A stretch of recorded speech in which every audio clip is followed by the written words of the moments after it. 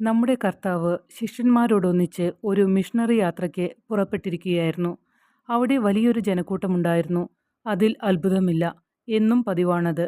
മലമേൽ പ്രസംഗം കഴിഞ്ഞതിനു ശേഷം പാവങ്ങളുടെ ഇടയിൽ അവിടുത്തെ ഖ്യാതി വർദ്ധിച്ചു. പാവങ്ങളുടെയും ദുരിതം അനുഭവിക്കുന്നവരുടെയും സ്നേഹിതനാണ് മിശിഹ എന്നൊരു ധാരണ പരന്നു. അത്രയേറെ കരുണയും സ്നേഹമുള്ള വാക്കുകൾ അവർ അതിന് മുൻപ് കേട്ടിട്ടില്ല. നമ്മുടെ കർത്താവ് നായിം പട്ടണത്തിലേക്ക് നീങ്ങി. അപ്പോൾ ഒരു ശവമഞ്ചം ചിലർ ചുമന്നുകൊണ്ടുവരുന്നത് കണ്ടു. കുറേയേറെ ആളുകളുമുണ്ട് പുറകെ. ഒരു ചെറുപ്പക്കാരൻ്റെ മൃതദേഹമായിരുന്നു അതിൽ. അമ്മയുടെ ഏകപുത്രനായിരുന്നു അവൻ. അമ്മ ഒരു വിധവയും. ആ അമ്മയെ കണ്ടപ്പോൾ നമ്മുടെ കർത്താവിന് അവളോട് വലിയ കനിവ് തോന്നി. അവിടുന്ന് അവളോട് പറഞ്ഞു, കരയരുത്. ശവമഞ്ചത്തിൻ്റെ അടുക്കൽ ചെന്നിട്ട് അവിടുന്ന് തൻ്റെ കൈ അതിന്മേൽ വെച്ചു.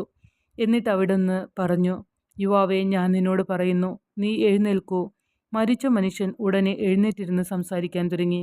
നമ്മുടെ കർത്താവ് അവനെ കൈക്ക് പിടിച്ച് അവൻ്റെ അമ്മയ്ക്ക് ഏൽപ്പിച്ചു കൊടുത്തു. കണ്ടു നിന്നിരുന്നവർ ഭയം കൊണ്ടും അത്ഭുതം കൊണ്ടും വിറച്ചുപോയി. നമ്മുടെ കൂട്ടത്തിൽ ഒരു പ്രവാചകൻ വന്നിരിക്കുന്നു, ദൈവം തൻ്റെ ജനതയെ സന്ദർശിച്ചിരിക്കുന്നു എന്ന് ജനങ്ങൾ ഉച്ചത്തിൽ പ്രകീർത്തിക്കാൻ തുടങ്ങി.